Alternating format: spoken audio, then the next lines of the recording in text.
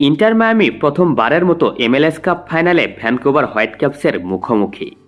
কিন্তু এই ফাইনালে আলো কেবল দলগুলোর দিকে নয়, এক মহাবীরের দিকে। তিনি লিওনেল মেসি।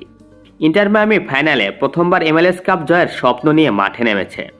অপরদিকে ভ্যানকুভার হোয়াইটক্যাপসের প্রধান তারকা থমাস মুলার। মাঠে নেমেছে দুই মহাবীর। এটি ছিল কেবল শিরোপার লড়াই নয়, এটি ছিল মেসি বনাম মুলার ক্লাস বনাম অভিজ্ঞতা, জাদু বনাম কৌশল। ম্যাচটা শুরু হওয়া মাত্র ৮ মিনিটে প্রথম গোলের মুহূর্ত। ভ্যানকুভারের আত্মঘাতী গোল, ইন্টার মায়ামি এগিয়ে ১-০-তে।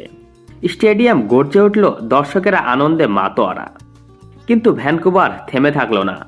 ৬০ মিনিটে আলী আহমেদ গোল করে সমতা আনে ১-১। এখন পর্যন্ত ম্যাচ ছিল সমান, উত্তেজনা দারুণ, প্রতিটি পাস ও ডিফেন্সের চোখ আটকে গেছে। এখানে আসে লিওনেল মেসি। ৭১ মিনিটে মেসি বল নিয়ে ডিফেন্সের মাঝখান দিয়ে ছুটে চলেন।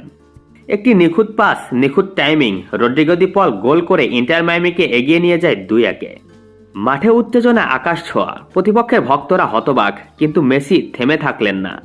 ৯০ মিনিট শেষের যোগ করা ৬ মিনিটে স্টপেজ টাইমে আবারও এক অ্যাসিস্ট এবং তাদিও অ্যালেনতে গোল করে ফাইনাল চূড়ান্ত করেন ৩-১ ব্যবধানে।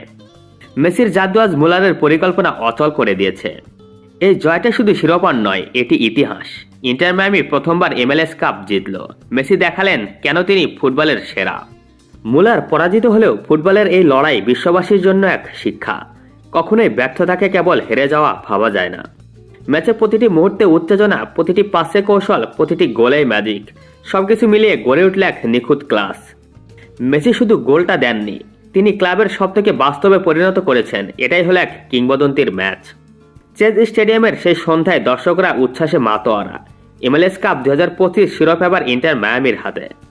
আজ আমরা সাক্ষী কিভাবে লিওনেল মেসি মাঠে এসে ইতিহাস রচনা করেছেন। থমাস মুলার প্রতিভা দেখালেও আজকের দিনটি মেসিরই দিন ছিল। ইতিহাসের পাতায় লেখা হলো মেসি বনাম মুলার, এ যুদ্ধের জয়ী লিওনেল মেসি।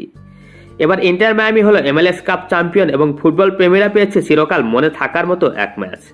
এই ম্যাচটি আপনাদের কাছে কেমন লেগেছে তা অবশ্যই আমাদের কমেন্ট করে জানাতে ভুলবেন না। ধন্যবাদ।